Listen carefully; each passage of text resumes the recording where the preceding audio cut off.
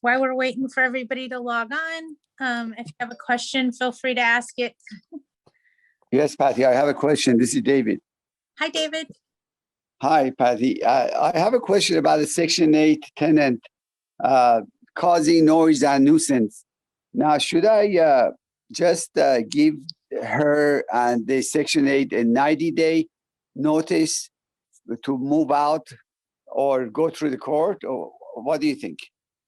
Okay, you can't serve a notice to terminate tenancy right now because COVID is protecting tenants until June 30th. We can talk about nuisance. What we can do is serve them a 3-day curable breach of covenant that they're in violation of their written rental agreement regarding right to quiet enjoyment, and it's affecting other residents, and it needs to stop. Send that also to her worker if this doesn't, and make sure you put dates, times, and witnesses on the actual notice so that it's referencing a date, a time, and whatever was witnessed. Then when you get so many of them, you can evict on them based on that nuisance. So what it does is the 3-day curable breach of covenant gives them an opportunity to cure the violation. If they cure it, you're done here. If they don't cure it and this continues, then you write another notice, second request with new dates, times, and witnesses on it. And you build a case based on the nuisance. So it's lining up your ducks is the best way I could explain it. This is in San Bernardino. How many of these I have to do before I can get them out, or I cannot get them out until July 1st? Well, you can get them out prior to July 1st. San Bernardino County usually is one and done, where LA County, you need 4 of them before you do a notice to quit. So I would definitely reach out and talk to your legal counsel and ask them how many curables you need before you do a quit. But usually in San Bernardino County, you're one and done. So 1 curable breach of covenant. The second request is a 3-day quit. Okay. So I got it. Thank you so much. No problem. Anytime. Anybody else have anything they want to ask me before we get started? No, that's scary. Does anybody have anything that they really want to talk about? Because I'm starting to see a whole new scam come about because of COVID-19. I know a lot of landlords have started, somebody's trying to call me, go figure, sorry. A lot of landlords have applied for the 80% of the money through the federal government's program, whether it be administered through housingiskey.com, or now they're even implementing it to some city or organizations so that the cities are distributing funds, et cetera, trying to get those implemented. A lot of tenants are now refusing to apply. Wait. Why would a tenant refuse to apply to get the 80% of all their rent paid for giving the 20%? That would give them a clean slate starting July 1st. They would know anything, and July 1st, they would owe the rent as scheduled.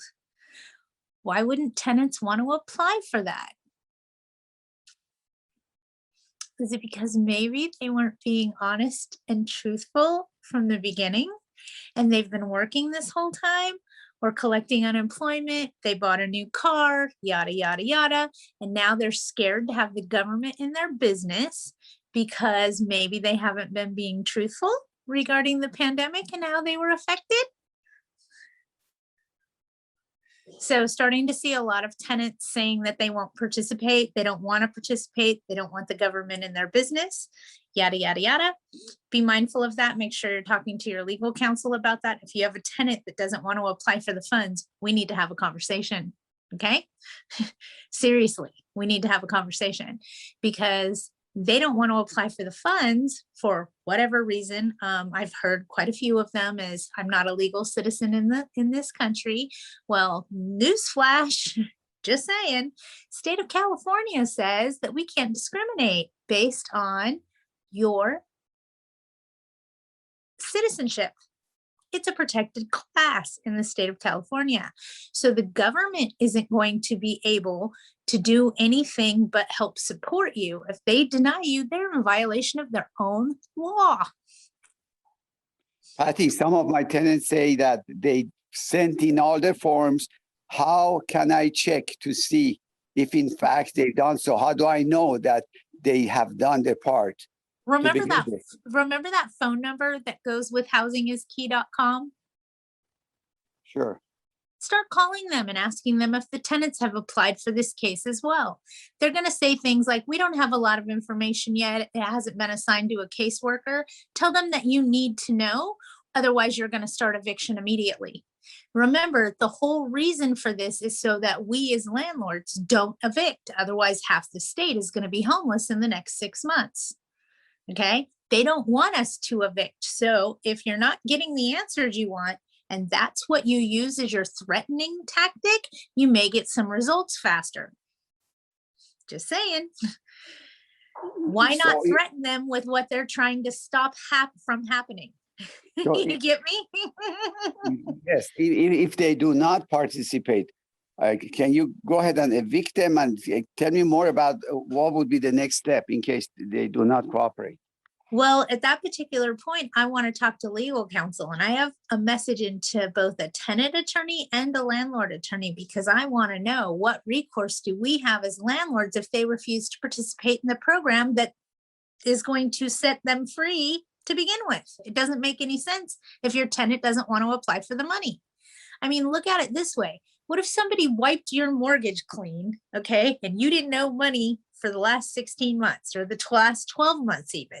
Would you go sign up? Hello, we'd be running down there with our hair on fire. So for a tenant not to gainfully want to be set free kind of makes you wonder, were you not being open, honest, and truthful? Just saying. Definitely something to think about. Definitely something you want to talk to your legal counsel about, because if they're refusing to participate in the government's program, yet it's the government's rules that you've been following all along and having them protect you, doesn't that make you a little two-faced? Just saying. I don't like it. I don't like the way it smells. I don't like any flipping part of it. So be mindful of that. Watch out for that. Get on the phone with your legal counsel and start asking them. Because they do not have the proof of hardship. They have a proof of hardship if they have a bank account, they can prove. If they got laid off from work, they can prove.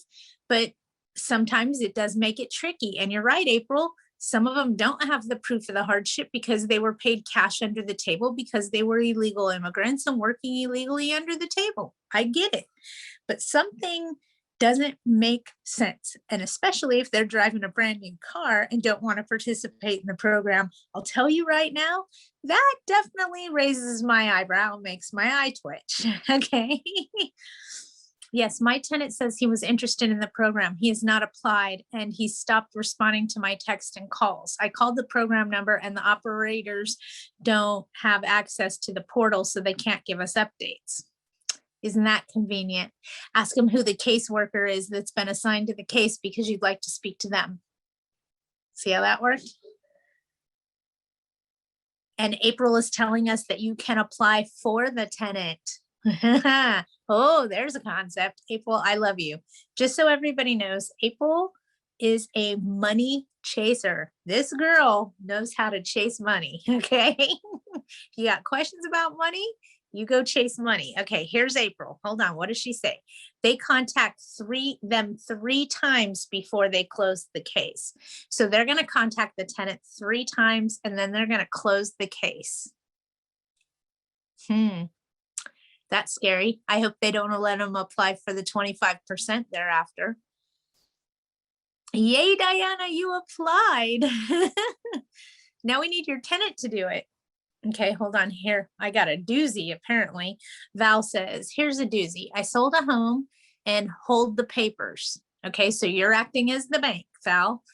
This is a rental for the owners. The next door neighbor is a weird church that removed their fence, which had been there for over 50 years. The church is harassing the tenants and physically attached a chain link fence to their home and demands they tear their house down. The owner is not doing anything. I've called title and local county officials and an attorney. No one has any helpful advice. I did tell the owner to tear that fence off their home. They're afraid. This house is about 100 years old. They are being bullied. Title is also ignoring this. Police are not helpful. County is ignoring. I have not called their homeowner's insurance yet, but as I am listed as a mortgagee, it seems I may try that, but the owner is intimidated and not looking to do anything, saying their home is 3 feet onto the church property. You'd have to have a survey done, a land survey done.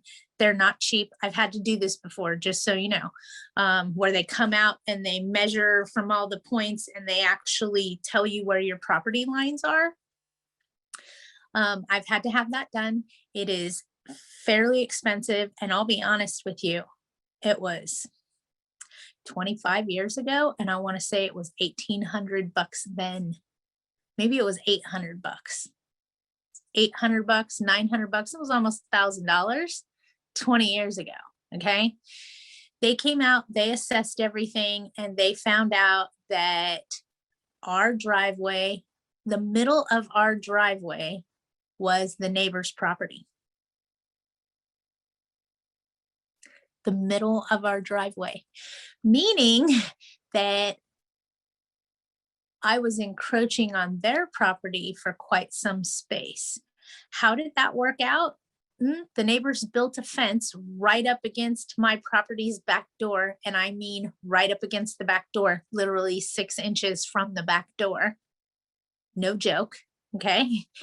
And they had every right to do it. And then they forgave where I was using the driveway. Thank God, because that would have been a whole nother mess. And then they sold the property. So the new property owner didn't know that I was encroaching on their property, and nothing else became of that, and it went away in the wind. Okay. But getting a professional survey done, a surveyor coming out there and telling you where the property lines are, most important. If it's on their property and it's encroaching, then you need to contact a real estate attorney, because there's laws involving there about open and notorious use. There's also laws there about encroachment and paying the taxes. So if the person that is on the property is paying the additional taxes, they can actually obtain that property by paying the taxes for 5 years in a row.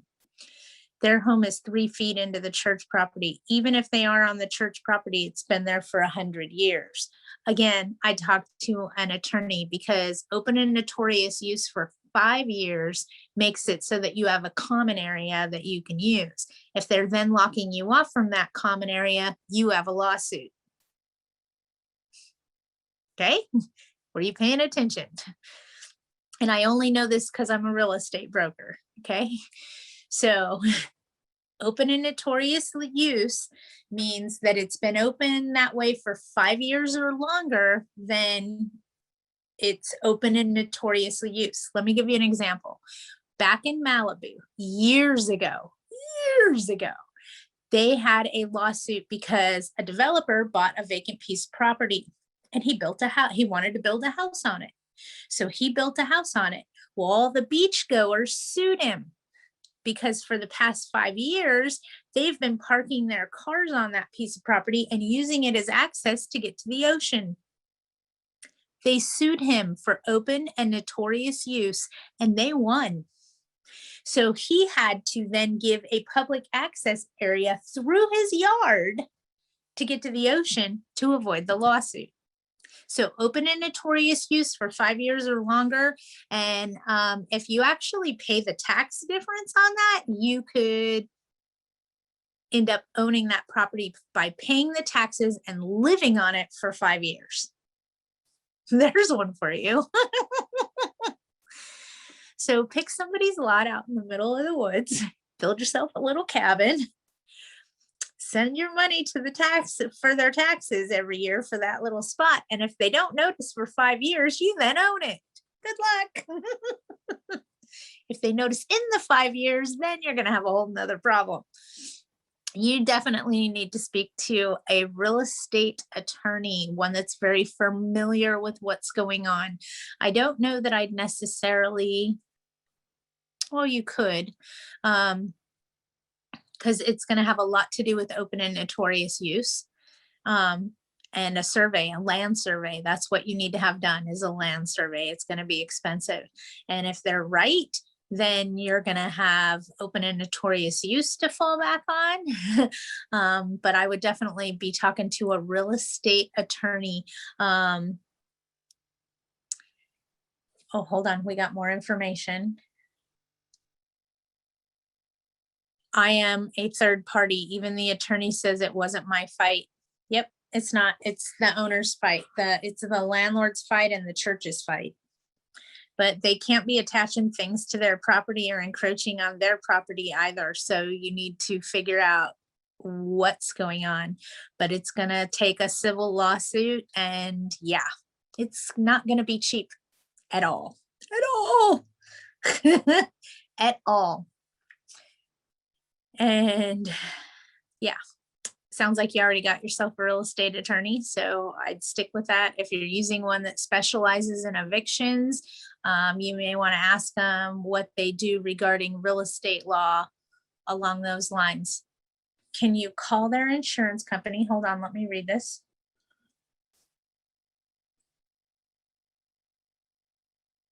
You can call their insurance company until you are blue in the face to see what they have to say. But what's going to hinder them is going to be title and whoever sold it through title.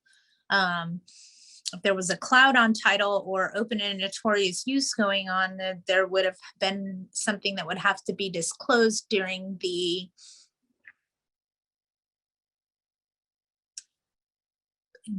sales transaction, during the escrow. There would have to been disclosures. I understand there's no cloud on title, but now you have an encroachment issue. So you have an actual encroachment issue. That's a whole nother problem.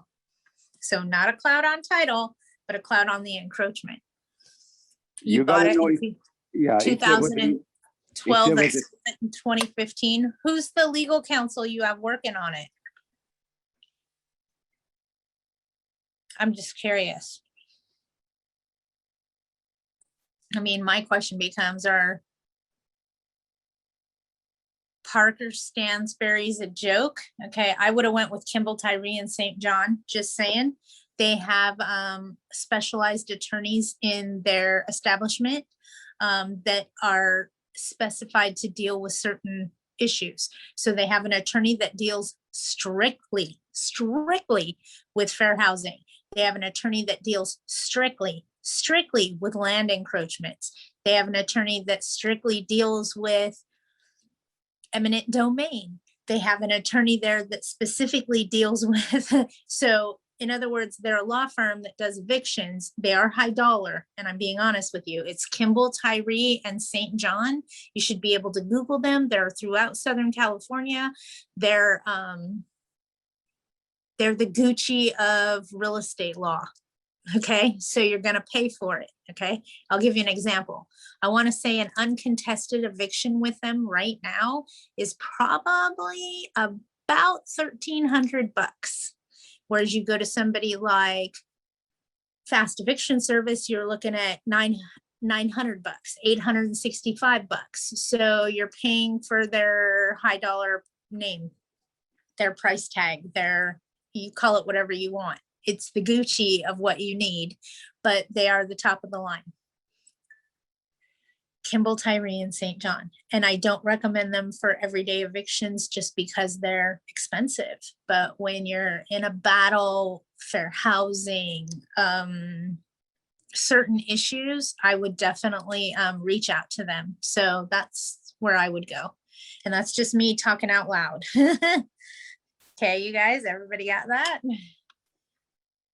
Any free help for the landlord? This is in Kern County. I don't know that they cover Kern County. I believe that they do. If they don't cover it, I definitely contact Fast Eviction Service. As far as a free consultation, they should at least give you some kind of pricing and what you're up against. and things along that nature, I'd at least meet with them. Either that or I'd call Fast Eviction Service and ask to speak to Joel, Joel. He is the senior paralegal and has probably the most information at Fast Evict that I would trust there as far as an encroachment issue. I understand that this is not the subject today. Does any, thank you, Lynn. I understand this is not the subject for today. Does anyone get any response from the rental assistance program? Has anybody out there heard anything from the 80/20 program regarding funds? I know some people are not applying for the money. Tenants aren't applying for the money. They don't want the government in their business. They're saying they're not a legal citizen in this country. They're starting to come up with excuses. April is our money girl, so I'll see if she has anything to add to the money that's going on. People have applied and they haven't heard much. Residents are being contacted before the landlords. Okay. We're starting to see some things happening. I know that they're starting to assign caseworkers to the caseloads, so they're starting to work that out as well. And like I said, they are taking some of those funds and administering them through city programs and county programs as well. I know City of LA has adapted their own, and City of Long Beach also has adapted a program where they're pulling funds from the same governmental program. They're just allowing the municipality to disperse them. So basically the cities and the counties are able to help deal with the volume of people that are applying for that money. But the biggest thing we're seeing now is tenants are refusing to apply. They're not returning calls. They're not participating. They're being jerks. Okay, hold on. Joy has something. My client's case number is at hundreds. They already done with tenant, now is reviewing owner's docs. Sweet, nice, Joy, yay, closer, one step closer to freedom, right? There's light at the end of the tunnel. So I have a big feeling that we're not going to see another extension of the COVID pandemic as far as laws and restrictions go. I think June 30th, there is light at the end of the tunnel. I think July 1st, we will be back to business as normal. I've already done the math and counted out on the calendar, so please pay attention. On July 1st, if you do not have your rent in full, please be prepared to serve a 3-day notice to pay rent or quit. On the 2nd of July, that is the very first time your rents would be delinquent. You don't have a holiday until the 4th. It's on business days. So mark my words, folks, 3-day notice on the 2nd of July. Everybody got that? Okay. We should be back to business as normal. So be prepared for anybody that doesn't pay their rent on the 1st to have all your 3 days ready. How do we get back at tenants after COVID? I don't know what you mean by get back at tenants after COVID. So please give me a little bit more explanation. I mean, are you saying you want them to hold targets at the local shooting range? I don't know what you mean by get back at them.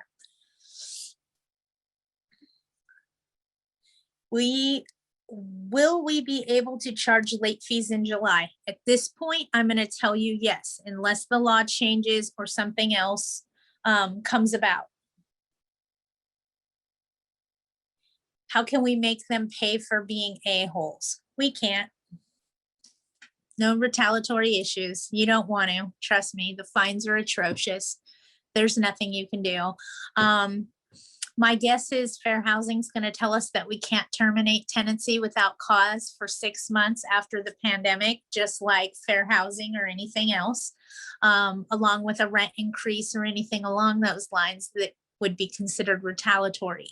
So for me to tell you guys, the best business practice and the place for you to err on the side of caution is not to make any changes until January 1st of 2022.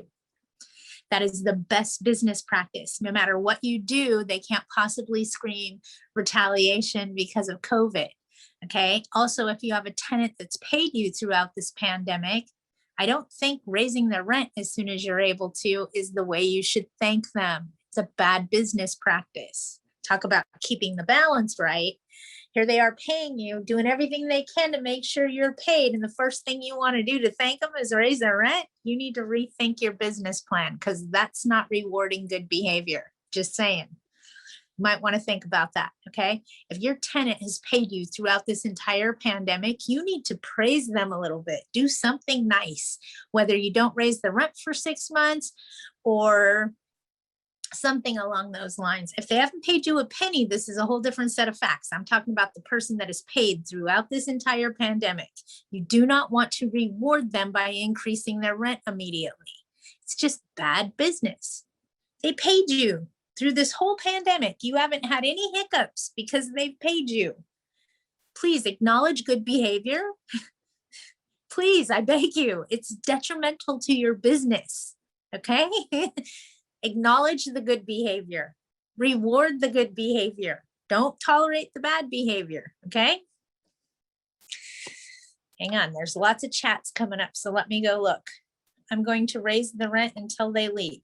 Well, be careful with that because currently it is considered retaliatory.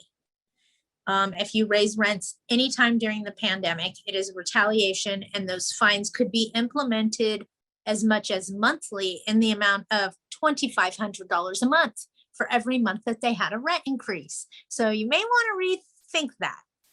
January 1st, 2022, check. That is the place where you can terminate tenancy, 30-day notice, I want my house back, 60-day notice, I want my house back. You don't have to give reasons. I mean, the light is open at the end of the tunnel completely, and they can't scream retaliation because we waited 6 months for the pandemic to end before we're implementing these changes. And that's the guideline directly from the Department of Fair Housing. And I'll give you guys an example. They say they have bed bugs. They call code enforcement. They call the health department. Anything like that, if we terminate tenancy or increase rents within a 6-month time period, it's considered retaliatory. I have a feeling that they're going to say the same thing about the global pandemic. So for the best business practice I could give you guys, it's going to be January 1st before you do anything. If you have somebody that hasn't paid a penny, apply for the government money.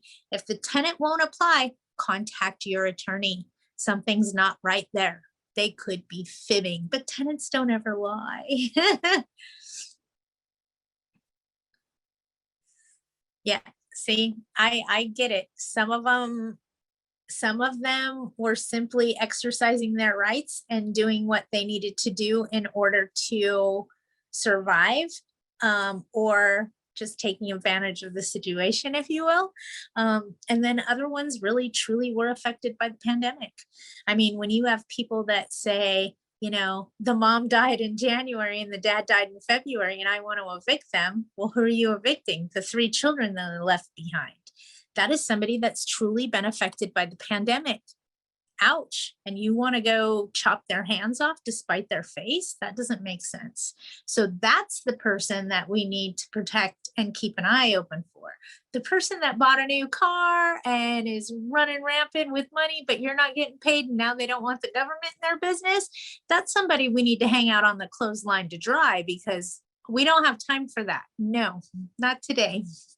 So if they're refusing to apply and they're not contributing to applying or doing their part to apply to get their balance wiped away, contact your attorney because my thought is start eviction now.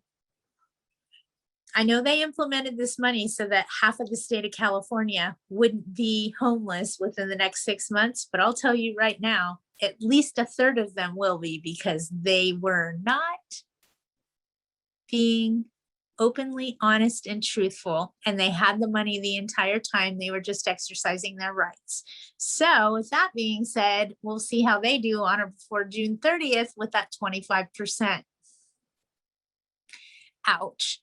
And I'll leave my governmental comment to myself because it wasn't pretty. Mama always said, if you don't have something nice to say, don't say nothing at all. But yeah, I think that the way that the government, specifically California, has handled this pandemic has been a joke, atrociously a joke. I mean, when you look at other countries like New Zealand, where they went on lockdown for 2 weeks and shut everything down and you're on lockdown. Okay. There ain't no grocery store open. You better hit that up ahead of time and get all your ducks in a row. They're fully functioning. Malls are open. They're rocking and rolling because they shut down. They didn't kind of shut down. They shut down. Different set of facts. So seeing it handled in different countries a little bit differently, and they had a problem for all of 3 weeks. And look at us, here we are 16 months later, still going. So yeah, I'll zip it because I don't have anything nice to say. I'm trying to be careful. I don't think it was handled properly by our government. What is the deadline date for the tenants to apply? April, can you help us answer that better? If you don't have anything nice to say about someone, sit next to me, Dorothy Parker. Yes, Val, I agree. I have a lot of opinions that I'm trying to keep to myself because I don't want to make this a political outlet. But yeah, I don't think that we as Americans have been treated fairly throughout this pandemic. And I'll leave it at that, okay? April is telling us about the money. She's my money girl.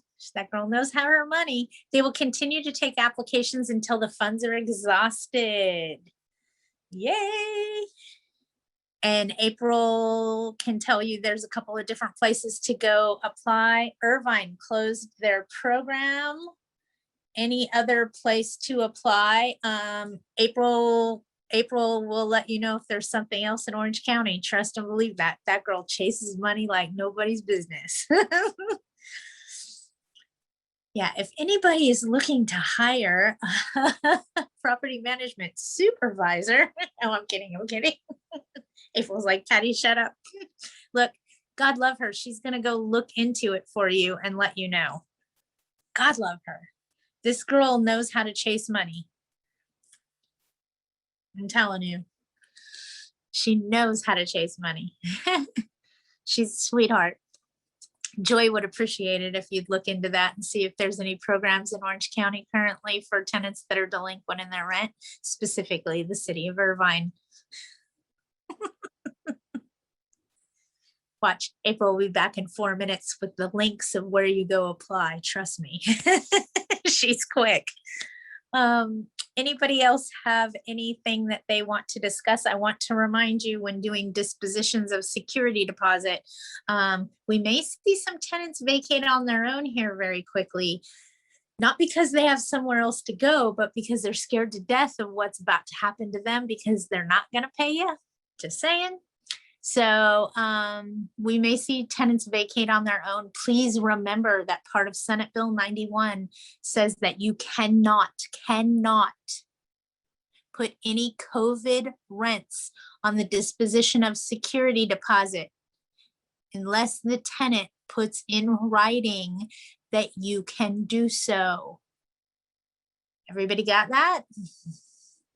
So if they move out tomorrow and decide to go to another state, you cannot put any COVID rent on their disposition of security deposit and take any of their deposit monies to be used towards rents that were owed during the COVID pandemic.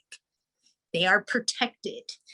The only place you have recourse for that is August 1st in small claims is your first opportunity to go after them as far as getting COVID rent monies back. How do we screen for those bad apples who would be looking for places to stay? Good luck. This is what I have to tell you. You can ask as many questions as you want to their previous landlord, and if they give you the information, shame on them. Because now we are all bound by Senate Bill 91 not to talk about or discuss what happened during the pandemic. So if you have someone that has moved out at any time, and I think this is in place until 2028, just so you know, if you have anybody that's moved out and they're in the process of moving out and someone's calling you asking you about their residence, you cannot talk about anything that happened during the pandemic. Whether they paid, they didn't pay, you cannot discuss what happened during COVID. That is retaliation, and there are fines that come with that. Don't do it. Keep your mouth shut. Say, we don't talk about what happened during the global pandemic. Did you want to talk about their tenancy prior to then or after then? But we don't discuss what happened during the pandemic. That would be from March of 2020 through June 30th of 2021. 16 months. We can't talk about what happened to anybody, you guys. It's retaliatory. Comes with huge fines. Okay. If they were a nuisance, they were a nuisance. If you evicted them, then you can say they're no longer living here. Okay. But I'm telling you guys, please be very careful about what comes out of your mouth. You can and will be sued for it. 9 times out of 10, it's not a new landlord calling you. It's a friend of the tenants trying to fish information out to see if you'll say the wrong thing. Just so you know. Uh-oh, April's got some news. If she already found the money, I'm going to send her a purse. She found the money. Irvine closed on 3/19/21 at 5 p.m. They're using a lottery system. You can call 211 to see if they will be offering a second lottery for the city of Irvine. God love you. God love you. April, keep chasing money, baby. You're good at it. I'm so glad you're on my team. Does anybody else have anything else they want to talk about, get off their chest? I know this money, it's not going to come quickly, you guys. I got a feeling it'll be distributed right before June 30th. And that's just me talking out loud. Okay. It's not like they're going to come give us a check tomorrow. So if that's something you're counting on, don't. And this is the nicest way I could say this. This is a federal program. This is a government program. Do they do anything quickly? Just saying. Think about it, okay? And if you're dependent upon it, really think about it, because the government doesn't act in a fast fashion when they got to pay us money, okay? Think about your income tax refund. It takes a while. Same concept, okay? Government. So just something to think about. Uh-oh, I saw something else come through. Let's see what that is. All right. Does anybody have anything else that they want to talk about? We did emotional support animals at the end of last month. So at the end of this month, I'm going to see if we can do something on mold. I'm going to see if PRC will join us. Just so you guys know, they do a free assessment of any water damage, mold, remediation, all that stuff. I can't tell you if you have and I'm starting to see a wave of mold problems come through, and things in property management come in waves. We get waves of fair housing lawsuits and waves of this and waves of that. So I'm telling you right now, I'm seeing a wave of new mold cases come about. May have to do with the weather, could be anything. April, I will get to you. I won't get off of here. We'll talk about whatever you just typed. Just let me keep on this thought I'm on before a squirrel comes across my screen and I get all messed up. So definitely want to keep you guys abreasted to mold. If the tenant tells you they have mold, get out there right away. See if that's definitely something you want to hire a professional that's also going to tell you what the cause of the infestation was. So if you have a mold infestation because of improper use of ventilation or improper housekeeping, those would be expenses that would fall back on a tenant. There's actually health and safety codes revolving around that help protect you as the landlord. So we need to make sure we get a cause of mold, but definitely something that we're going to talk about on the 28th of this month is mold in our properties. And we'll get more in depth on mold. I'll see if we can't get a couple guest speakers and see if we can't bother them for their time. I know of an industrial clinical hygienist that is actually able to testify in a court of law. He's amazing. I use him. When you guys call me, I tell you call him because he is the top leading expert in Southern California and does have the capability to testify in a court of law, whereas a lot of these mold companies don't. They just don't.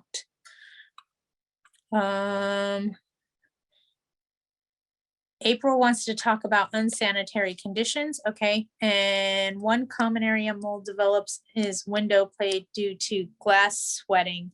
Yeah, that can be. That would be improper use of ventilation. They should be opening the window and allowing the breeze to clear the moisture out. So absolutely, if you have mold on a window, that's the problem. That's the tenant not doing their part of proper ventilation. Okay, let's get into April's question because she was so helpful with helping us find out about the money. She wants to talk about unsanitary conditions. Are we talking about the tenant having unsanitary conditions or the landlord not providing sanitary conditions? April, give me a little bit of backstory so I can go down the rabbit hole. Ah, you have a hoarder. Aha, okay. So, want to tell you guys something really, really important very quickly, okay? Hoarding is a mental disability. Want me to say that again? Hoarding is a mental disability. Everybody understood that, right? That means they are disabled and they are protected by the American Disabilities Act. Be very careful how you approach and poke and prod at a hoarder. They're protected by the ADA. Same people that protect people in a wheelchair. Okay, big teeth, really big bear. Don't want to poke at them.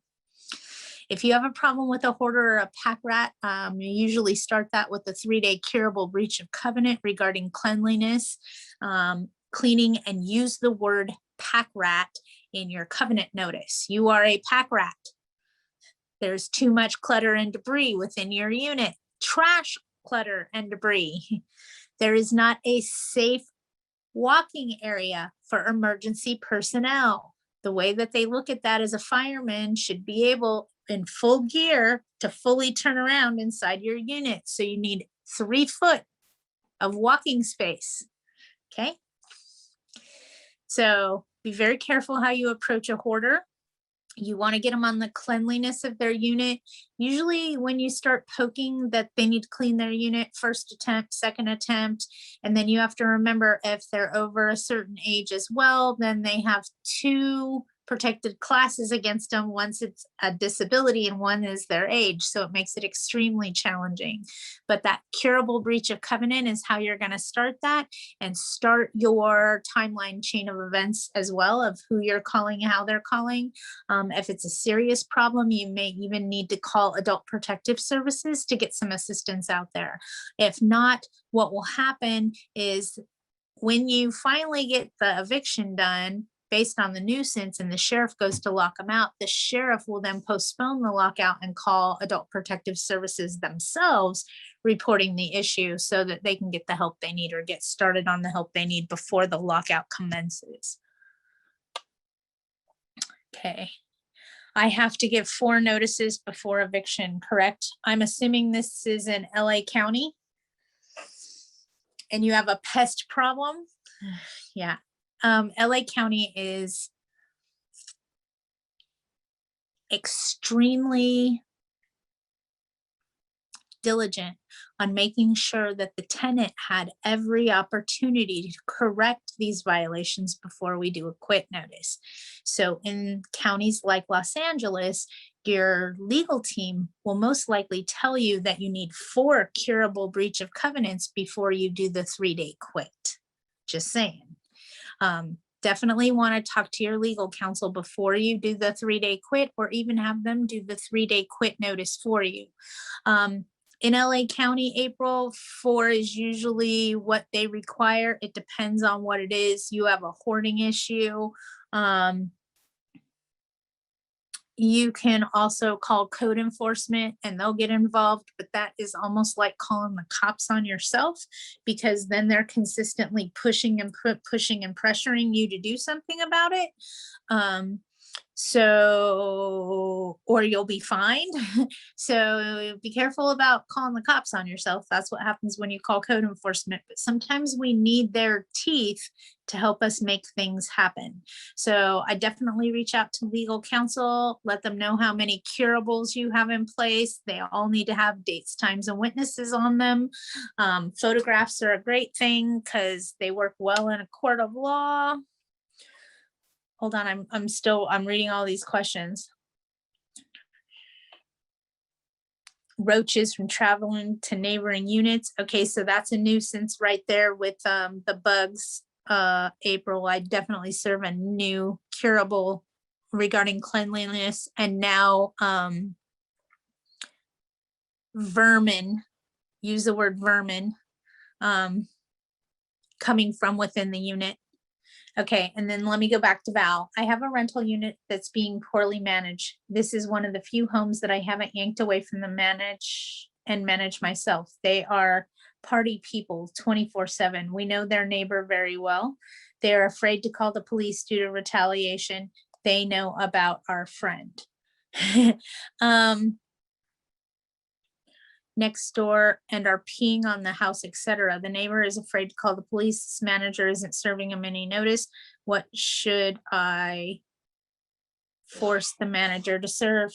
A 3-day curable breach of covenant and ask the neighboring residents to please call and report any loud nuisances to the police because those police incident numbers will help you get them out faster. They can anonymously report a loud party. Okay. Just makes it difficult because to get them out, we need dates, times, and witnesses. So sometimes the date and the time is easy, but the witness might be the police officer actually doing the report. It might be the person that's calling and complaining about the nuisance. I know sometimes they don't want to be involved, but this is what I always tell tenants and they seem to pay attention. If you don't get involved, I can't help you with the problem. It's a nice way to say, you can sit here and tell me that you're miserably upset about this, but until you're willing to say, okay, it's me that has the problem with it, I can't do anything. So if help me help you, I'd be more than happy to help assist you with this problem, but you're going to have to file the complaint. And they're worried about retaliation. If they retaliate even once and do anything, that is your cause to get them out. So don't let them be too afraid of all of that. I don't let people fear me. I don't let people put a fear in me that's gonna change the way I live. I get that they're too scared. The other thing that you could do is put up surveillance cameras. Please take note, I did not use the word security because you are not providing security, you are providing surveillance. So if you're then witnessing something on the surveillance camera, or the company that you hire to monitor the cameras are witnessing something, they would be your witness for your dates, times, and witnesses on your notices. So that video surveillance can actually help you tremendously as well if you have people that don't want to testify. If they can give you a date and a time to start looking at those cameras and finding out what you need to know, then that could help you as well. And if you need to put up surveillance cameras, let me know. I have Chris over at Skyguard Security. He does an amazing job not only with installing video surveillance cameras, he can also monitor them. The neighbor is begging me to get rid of them. The neighbor has a camera. They are just not calling the police, even though we have begged them to call every time their car's garage their house has been vandalized. I'm sure when you live next to a party house, all kinds of weird things happen to you. I remember as a kid, the SWAT team was on my roof because they were getting raided. So it can happen, but got to work together as a team. Okay. I know that they're afraid, but it is what it is. Is this a single family residence? I mean, if everybody's so afraid, maybe you need to hire a different property management company, one with some teeth. Somebody like April to go kick them. Sorry, April.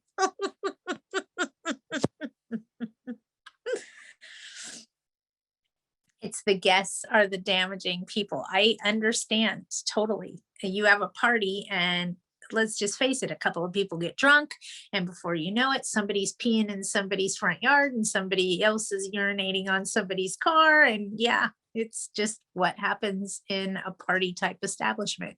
I get it. I know. I know. Been there, done that. Got the t-shirt. I was young once. I'm just kidding. But yeah, it's a 3-day curable breach of covenant is the notice that you need to serve. They're affecting the right of quiet enjoyment for neighboring residents. They're also too noisy.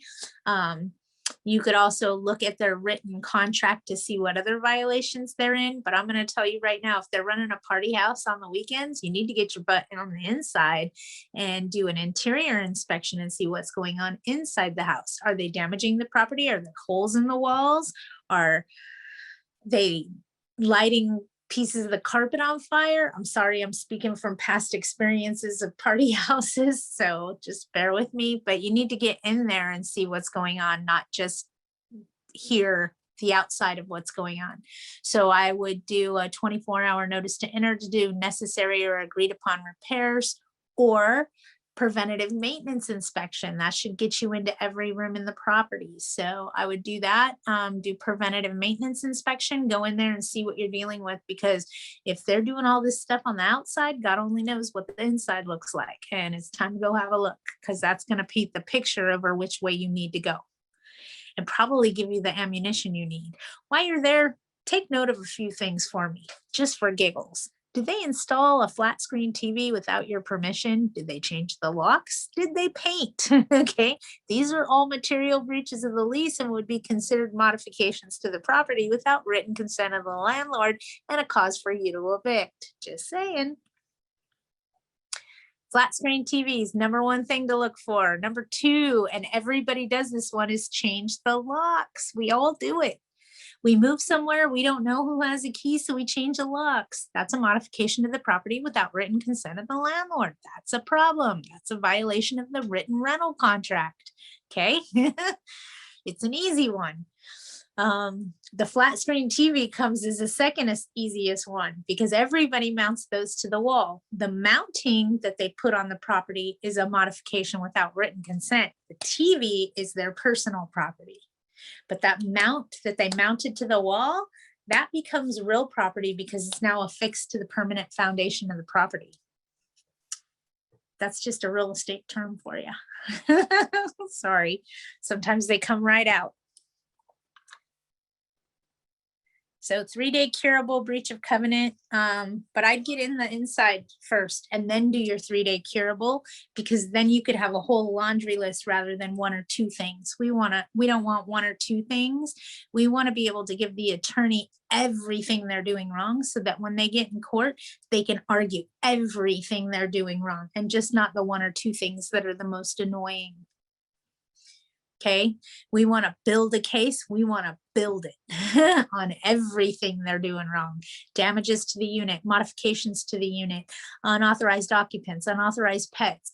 I mean, if you're gonna do this, give that attorney as much ammunition as you possibly can. Photos are amazing. Video, not so much. People ask me all the time, why is video not so great? Because I hate to tell you guys this, judges don't watch videos in courtrooms. They don't have the equipment to watch them. They can't review them. So it's better if you take a video to take snapshots from the video and submit the pictures to the court. But video doesn't necessarily work in an unlawful detainer case. Murder trials, most definitely. Unlawful detainers, they don't have the equipment. They don't have the know-how. It just isn't a functional tool. So I will tell people, go back through your video and take snapshots from your video, because your video may not be submissible in court, but those snapshots are. And a picture's 1,000 words and then some. You never know. All right, you guys. Anybody have anything else? Don't forget. Yes. I have a question, Patty, please. Sure. I have a super nice tenant. For years, he's been living in his unit. The only problem is that he's a hoarder. But other than that, There's no problem whatsoever. Is there any problem leaving him alone and turning like nothing happened? Well, yes, and I'll explain to you, okay? Over the course of time, the hoarding gets worse. Okay, it is a mental disability, but we don't know what they're bringing into your unit. And a lot of times that comes with rodents, vermin, cockroaches, bed bugs. They could bring in critters, I think unauthorized. he's a very clean person. No problem, as I said, whatsoever. And he's even working, going back to work, but he just has too many plastic bags all over his apartment and very See? little walking space. That's all. See? So you could give him notice about the cleanliness, and you could continue to give him notice about the cleanliness and the plastic bags. I'll share a story. I'll share two stories with you guys. Okay. One of them's really gross, so I don't want to share that one too much because nobody needs to lose their lunch today. People that are hoarders don't see what you and I see. We walk into a room and we're like, good God, what is all this? And they're like, what are you talking about? They don't see what we see. They don't see the clutter. They see it as treasures. Okay. And I'm trying to choose my words carefully.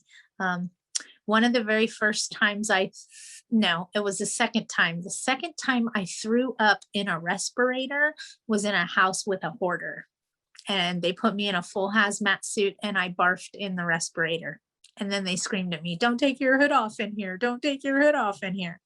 So hoarding can start with plastic bags and things of that nature, and it can change. It can change rapidly into what's being hoarded, how it's being hoarded.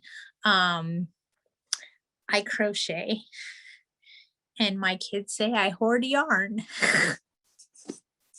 I don't think I hoard yarn, but my kids say I do. So, I mean, everybody has that thing that they kind of have a little too much of, I'm sure. Mine's yarn. I'll own it. I'll own it all day long, but I'll crochet you a beautiful beanie or make you a scarf.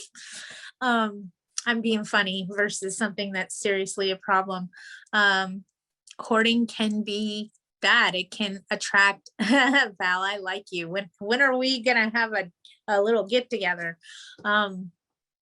Oh, April has a chart she can email me. Email it to me. I'll put it up on Widget's Way so everybody can use it. But you got to be careful with hoarding. It is a mental disability. It is a mental disability. And I'll share a little bit.